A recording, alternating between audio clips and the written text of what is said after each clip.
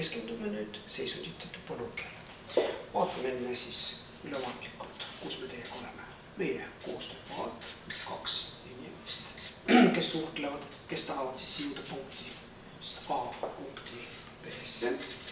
Selleks nad kasutavad 2 põhiinstrumenti, ehk siis see, millest nad räägivad, see on sisu ja kuidas nad räägivad.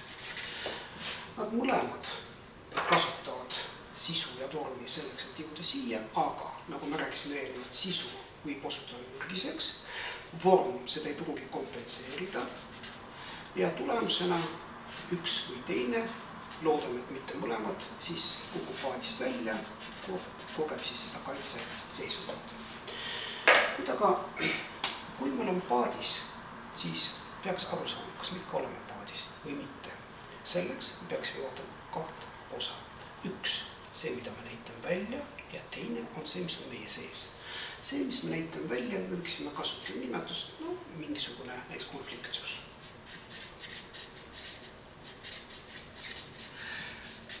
Ja see, mis on meie sees, võiks nimetada, nagu inimesed ütlevad, stressiks. Stress, tavainimese mõistus on see, mis mulle ei meeldi, millest ma tahaks pääseda. Ehk siis me näeme 2 osa. Üks, mida me näitame välja, teine, mis on meie sees. Kuidas nad koostööd teevad?